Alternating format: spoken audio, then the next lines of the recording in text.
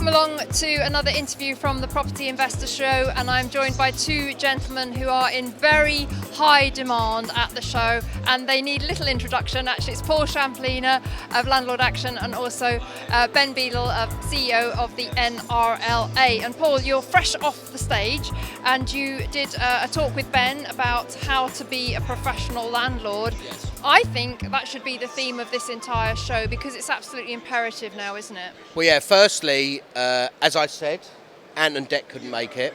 So we are now the new dream team, aren't we? Absolutely. We're the dream team. We complement each other. No, look, I mean, my focus in the last 2 years, and certainly the NRLA is, and Ben will mention that, is landlords have to be professional. Whether you've got one or two properties, it's a no-brainer. And I did that online course, which is managed or self-managed and whatever. We debate it. And I think landlords really need to look in the mirror now and think, is this for me? Management. I'm talking about management. What do I do? Where am I in my life? Have I got enough time for the kids and the family and this, that, whatever? And should I use an agent for full management? I think they just need to question that purely because of the compliance and the regulation and of course the landlord rhetoric, which doesn't help as well, the anti-landlord rhetoric. And the landlords, I think they are a bit of a crossroads. Yeah, and Ben, your stand has been very, very busy. I've seen that myself from the show. It's so important now for landlords to get the right advice from the right place, isn't it? Because the risks have been definitely amplified by COVID, as we've been talking about on the Landlord Lens that we do together. No, you're absolutely right, Vanessa. Landlords don't have the choice but to be anything other than professional.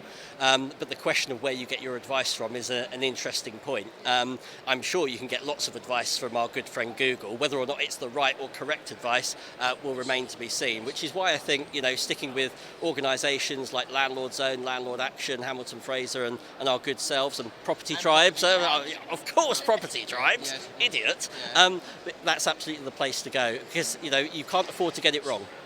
No, absolutely. And Paul, I'm experiencing rent arrears now. Who are you using? Well, I'm using Oh, Landlord okay. Action. But I'm just saying that we are concerned that there is going to be, as you said, the floodgates opening, Yeah. furloughs ended, the true impact of COVID-19 lockdowns and the economic fallout. We're going to see it happen now. Again, it's very confusing for landlords about who to use and so on. Landlord Action to the rescue more than ever. Most definitely, 20 years still going. We literally have employed another 3 solicitors in the last 4 months. We're up to 17 staff. The other day we did 20 or 22 instructions in one day. Wow. It is going to get busier. Exactly what you said, the cost of living. Yeah, I think we're not going to go in recession. People see me as a bit of a doom and gloom merchant going to work here.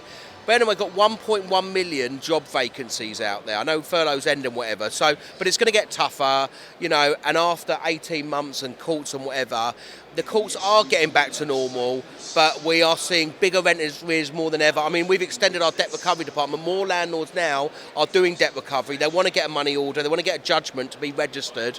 But yeah, we're going to get busy. And as I said in my talk just now with Ben, I predict there's going to be at least 150,000 possession claims issued in 2022 because social landlords last year, stroke this year, haven't been pushing the button. They will do, and they make up 70% of possession claims.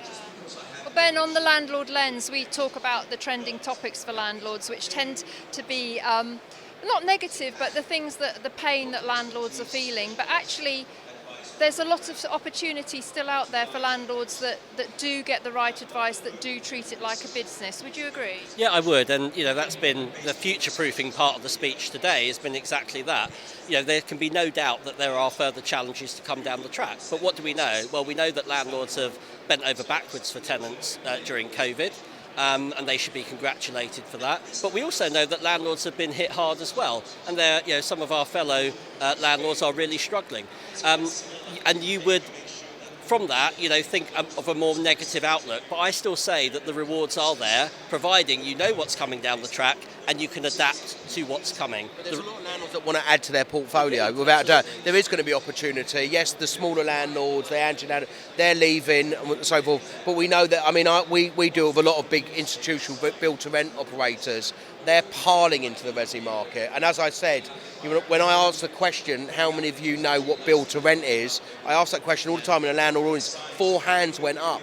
Landlords don't even know what build to rent is, and I think it's going to be one of their biggest competitors with regard to products and renting and finding the right tenant. I'm inclined to agree with you. We have had a thread on Property Tribes about the build to rent revolution, and some of the things that the build to rent operators are doing, landlords can learn from that and adapt their offering, can't they? 100%. So, they should be aware. I think, Ben, this show, it covers a lot of ground, whether you're just coming for the first time, you don't have a buy-to-let property, you're looking to explore, right up to seasoned landlords can get something from the show.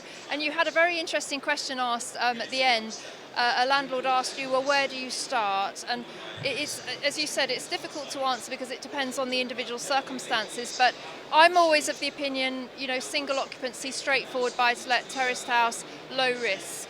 Would you concur? I mean, certainly low risk, but what I told the gentleman was he needs to think about what his likely revenue is going to be and what his tax calculation is going to be. We've all watched, wonderful programs, including yours, Paul, but wonderful programs encouraging people to invest, but maybe not fully appreciating how much you're going to be left with. And Section 24 will take a big dent of that if you're not careful. So I don't want to put anybody off. There's plenty of rewards there to be had, but you've got to structure things in the right way. Time as well. Some of these people don't understand the time of management, but I agree. And I think HMO is not for the faint-hearted. No, it's not. It's not for the faint-hearted. And I posted on social media last week, my tenants interrupting me right at the start of Strictly.